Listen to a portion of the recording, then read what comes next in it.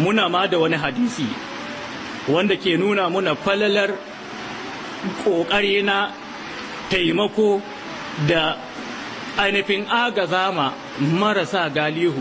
Shin waɗanda suke aikata haka ya Allah yake musu? Hadisi ne yana cikin Kanzul Ummal juz'i na 6 shafi na 372. Haka ma yana cikin Muktasar na Tariku Dimashq juz'i na 2 shafi na 273. Daga Abu Huraira daga Annabi Muhammad sallallahu alaihi wa alihi wa sallam, Annabi yake ba mu labari, yace cikin al'ummomin da suka gabata an yi wani mutum wanda wannan mutum lokaci bayan lokaci yakan je bayan gari ɗauke da tsanin shi sai ya aza saman icce. Wasu tsuntsaye sun yi ‘ya'ya a cikin gije sai ya kwashe ‘ya'yan nasu, ya kwashe ƙwayaƙwai sai ya je ya sha'anin shi.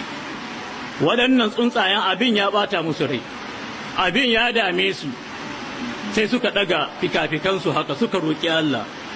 Ya Allah, ka san yadda iyaye ke son ‘ya'yansu, ya Allah, kai ka sanya rahama tsakanin iyaye da ‘ya'ya.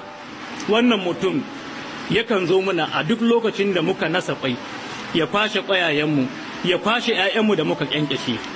Ya Allah, kai muna maganin shi. Nan take Allah maɗaukakin sarki ya ɗaukan musu alƙawali, ya ce wallahi in huwa ada fasa uhlikahu, ya ce wallahi in ya koma na yi muku rantsuwa ni Ubangiji sai na halakar da shi. Wane ne Allah ke rantsuwa ya halakar har ya kuɓuta? Wannan mutumin ya kwashi ƙwayayen ya wuce, kuma Allah ya yi alƙawali idan ya komo sai ya halakar da shi.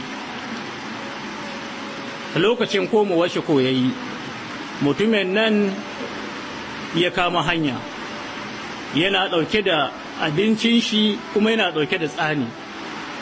Ya nufaci bayan gari daidai inda wannan iccen yake. Yana tafiya kan hanya sai ga wasu bayan Allah cikin yunwa, cikin wahala, suna faɗin a taimake mu fi sabilillah, a taimake mu fi sabilillah. Sai ya dubi wannan abincin, ya ga abincin shi ne fa da zai ci. Ya dubi kuma waɗannan bayan Allah sun fi shi bukata, sai ya ɗauki wannan wainar tashi ya miƙa musu, ya wuce, ya kai har gun wannan icen, ya tsaya ya ɗauki tsani ya aza ya daidaita, ya taka wannan tsanin, tsuntsayen suka koma gefe suna kallo su ga yadda Allah zai halakar da shi. Ya kai har inda gijensu yake,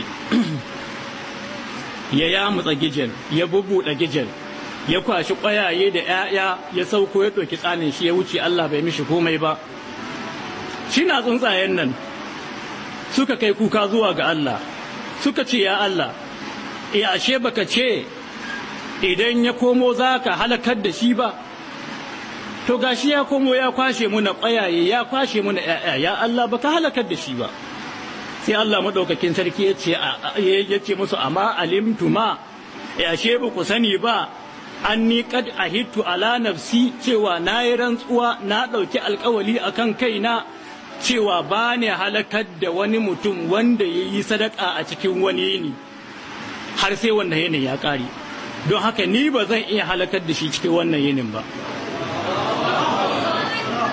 Ku dubi yadda sadaka take janye halakarwar Ubangiji.